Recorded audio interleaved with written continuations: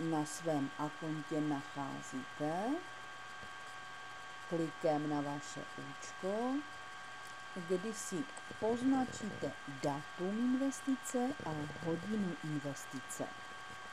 Můžete vyzkoušet například plánem Alfa, kde vám stačí zainvestovat si $1. Přesně plus minus minutka vám další den přichází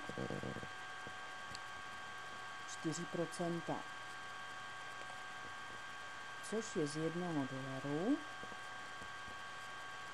$0,04. Ať už plán alfa nebo beta nebo gamma, všechny jsou na 60 dnů. Takže první den z 60 dnů přišly 4%. A druhý den z 60 dnů přišly 4%. Třetí den spolehlivě přišly 4% přímo na váš účet Perfect Money. No a tak se stalo čtvrtý den, pátý den, šestý den, sedmý den. No a pak to takto hezky vlastně s těmi 4% vypadá ve vašem Perfect Money.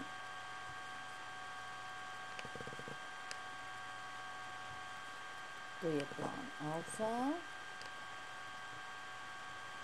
No a když si někdo pod vámi zainvestuje, to jako sponzor 15%. A toto je 15%. Toto je taky 15%. Vy víte, že v alfě můžete do $100 investovat a podle toho vlastně vám potom jako sponzorovi přijde 15% podle výšky té zainvestované sumy.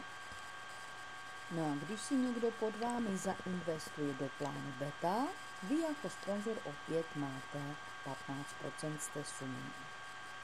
A on je úročený v betě 4,5% denně. A takovéto pomocníky já mám ráda, protože vám pomůžou vytvořit jakýkoliv váš projekt například, jo? Takže, kdo má zájem, kliká na link pod videem